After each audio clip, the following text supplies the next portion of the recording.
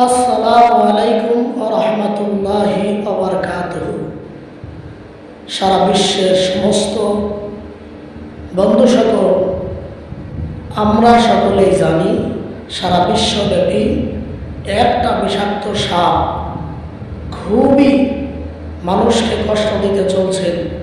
সাপের আক্রমণে অনেক মানুষ অনেক জায়গাতে মারা যেতে চলছে। পৃথিবীর যত বড় বিষাক্ত সাপ হোক না কেন, তার আক্রমণ থেকে বাঁচার জন্য একটি আমল সকাল সন্ধ্যায় করতে হবে। সকালে 3 বার পড়তে হবে একটি দোয়া, আর সন্ধ্যায় একটি দোয়া 3 বার পড়তে হবে।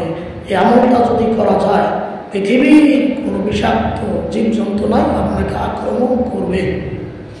দোয়াটি হচ্ছে এই: আউযু বিকালিমাতিল্লাহি তাম্মাতি মিন শাররি মা খালাক।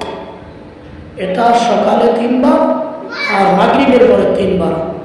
আল্লাহ রাব্বুল আলামিন আমাদের সকলকে এই আমল করে হেফাজত ওয়া তৌফিক দান করুন। আমিন।